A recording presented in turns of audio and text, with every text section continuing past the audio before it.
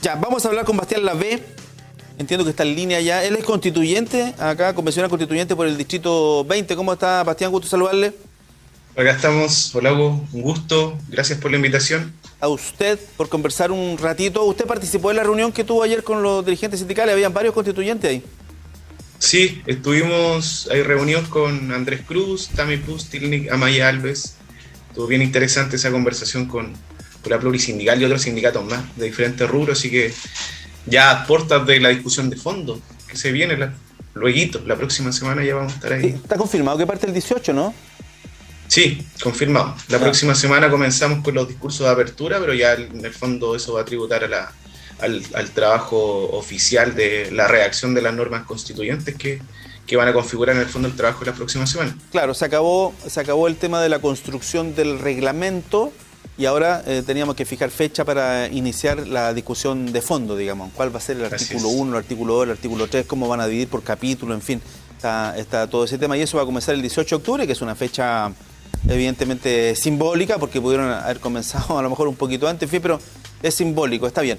Cuéntanos un poquito sobre la conversación de ayer.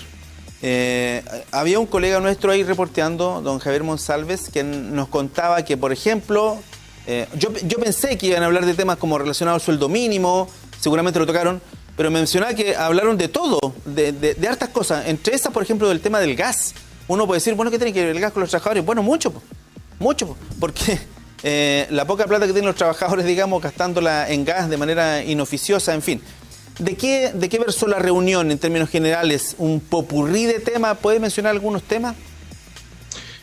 Sí, fue una especie de popurrí de hartas cosas que se debatieron en torno al mundo del trabajo, en torno a la sindicalización, en torno al modelo económico, que son, si uno se pone a pensar también en el proceso que estamos ahora, un proceso constituyente que aborda todas estas temáticas que son sumamente relevantes, están todos relacionados de una u otra forma. O sea, cuando también pensamos en la construcción de país, en el modelo económico, en sistema de trabajo, en sistema político incluso, están muy relacionadas con el tema de los impuestos verdes, por ejemplo, que planteaban algunas personas el día de ayer, o respecto a la seguridad laboral que existe y que debería darse en este nuevo proceso constituyente.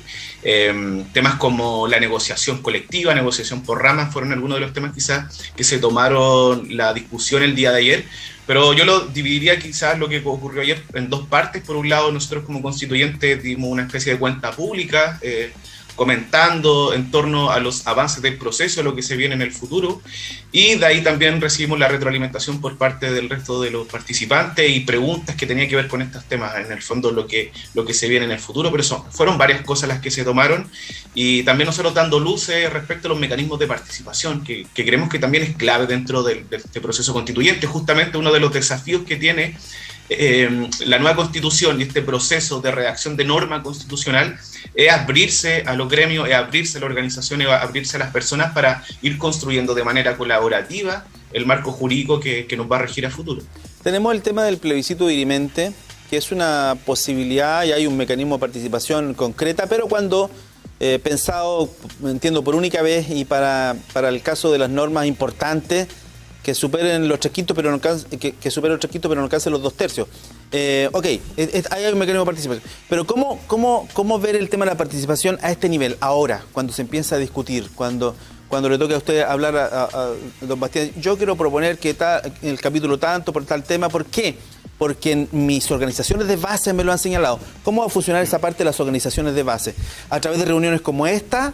¿O van a recuperar algo del trabajo hecho en los cabildos? Aquí se hicieron muchos cabildos de manera absolutamente espontánea y otros organizados aquí por la Universidad de Concepción. Yo recuerdo, por ejemplo, ahí en el foro hubo cabildos que son instancias súper ciudadanas, y eso es muy valorable. Entonces, ¿cómo no perder ese trabajo? ¿Cómo van a ustedes recopilar toda esa información, que debe ser un montón, 1 millón?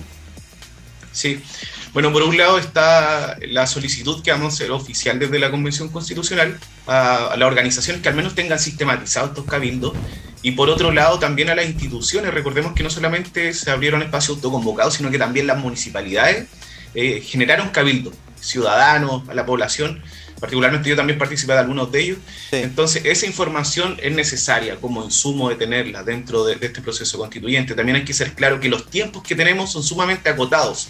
Generalmente los procesos participativos se dan previo a la deliberación, ya tenemos un proceso, podríamos decir, no oficial, que ocurrió desde el 2019, los primeros meses, desde octubre en adelante, podríamos ir hasta el verano más o menos, hasta que llegó la pandemia, y hubo un proceso bien interesante de participación. Pero junto a eso, nosotros dentro de la Convención Constitucional establecimos dos tipos de mecanismos hacia grandes rasgos para que la gente pueda participar. Están los mecanismos autoconvocados y están los mecanismos que son de la Convención Constitucional. Entonces, van a haber instancias donde los ciudadanos, las personas de la sociedad civil se puedan reunir en cabildos, en asambleas autoconvocadas, y a partir de una estructura que va a generar la convención a través de una Secretaría Técnica de Participación, ellos pueden entregarnos sus insumos. O sea, puede haber un acta, un formato de acta en el fondo, donde a través de estos cabildos autoconvocados puedan llenarlo, puedan completar esta acta, y esto ingresa a la convención.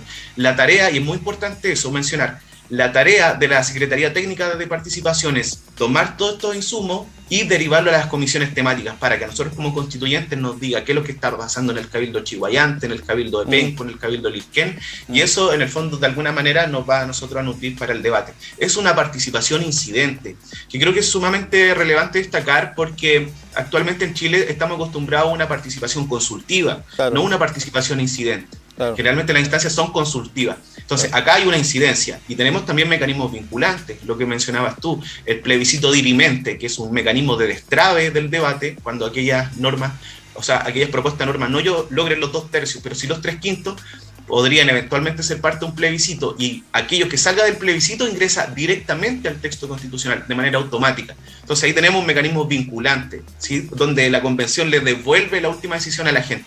Pero están estos mecanismos, por un lado, que son los autoconvocados, los cabildos de la convención, pero existen otras instancias que son sumamente importantes. Estamos levantando convenios regionales, convenios municipalidades. Los gobiernos regionales ya firmaron un acuerdo con la mesa directiva de la Convención Constitucional para apoyar el proceso constituyente. Eventualmente se van a crear oficinas territoriales en torno al proceso constituyente, y son instancias nuevas que no existían, y yo creo que aparte de los cabildos, que son quizás los más conocidos por la gente, que uno puede deliberar, van a existir otras instancias, y necesariamente ahí el diálogo que nosotros podamos tener en nuestras semanas territoriales a través de nuestras organizaciones también van a tener un efecto muy, muy distinto a lo que tenemos actualmente como mecanismos de participación.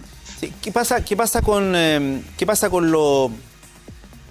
¿Cómo lo pregunto? ¿Qué pasa con lo individual, con la historia de cada uno de los constituyentes? Usted, por supuesto, lo conocemos como una persona, un ciudadano que ha tenido activa participación en temas medioambientales, ¿eh? Con los humedales en particular, parece que me suena por ahí su nombre. Entonces usted tiene un corazoncito de ecologista. ¿Cómo va a volcar eso en la Constitución?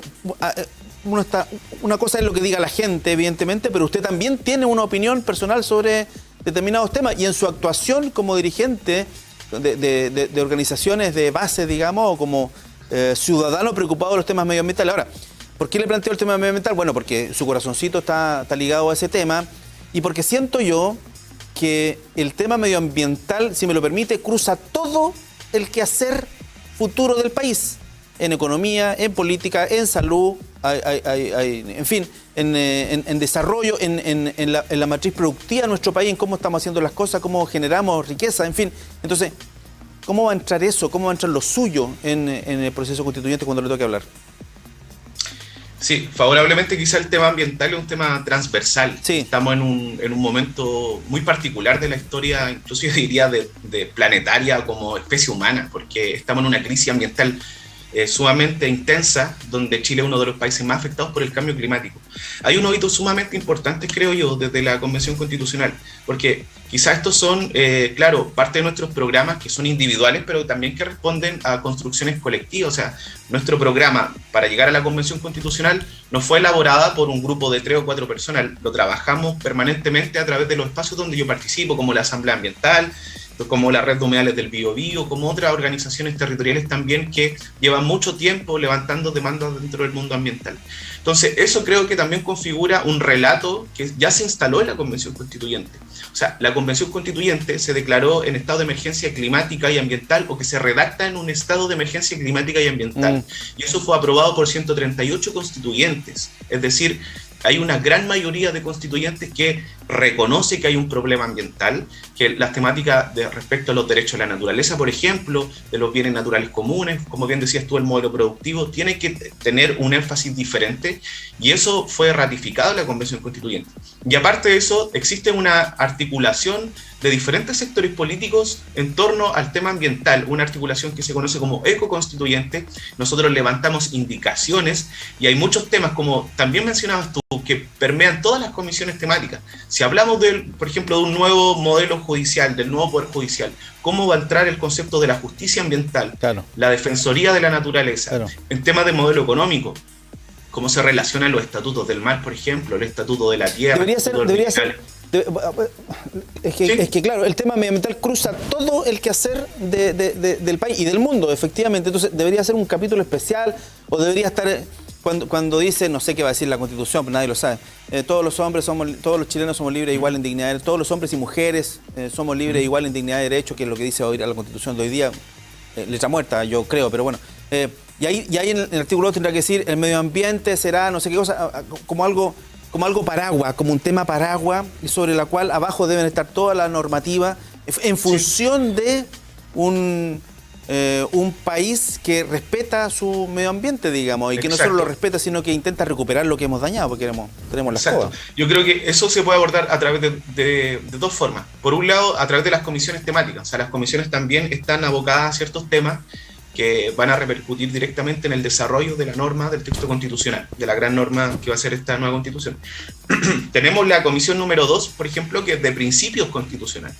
Entonces, podría haber un principio ecológico, ambiental, de respeto hacia los derechos de la naturaleza, por ejemplo, que es un concepto que tiene mucha fuerza en Latinoamérica, pero que lamentablemente no se ha vinculado con el modelo económico. Se separa, como que se habla de los derechos de la naturaleza por un lado y el modelo económico por otro. Claro. Entonces, tenemos la protección, por ejemplo, que se habla que los humedales son sumamente importantes, y todo un capítulo muy bonito, muy declarativo, pero en el fondo se siguen destruyendo los humedales porque se posiciona por sobre la defensa de la naturaleza lo que es el modelo económico que tenemos hasta ahora, que es un modelo depredador de la naturaleza, y lo tenemos sumamente claro. O sea, es costo versus productividad, y eso en el fondo siempre tira la balanza hacia el gran empresariado.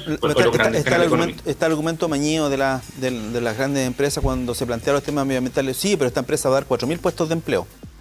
Entonces, claro, por eso está el modelo económico, por eso es importante el modelo económico, creo yo. Por eso es importante hablar de los derechos de la naturaleza, de los recursos, de los bienes naturales comunes, pero con modelo económico, porque no es solamente proteger la naturaleza, sino que también es proteger la naturaleza y generar estrategias económicas que no permitan que se genere un desempleo. O sea, si, por ejemplo, la descarbonización, que es una política que está aquí implementándose en Chile un poco lento, pero una política mundial. O sea, tenemos claro que de aquí al 2030 gran parte de la movilidad va a ser movilidad eléctrica, por ejemplo. Y eso está siendo así. O sea, si tú ves las grandes compañías de automóviles están virando hacia ese lugar. Entonces, eso es más o menos cómo se está moviendo el mundo. Entonces, la descarbonización es algo en concreto.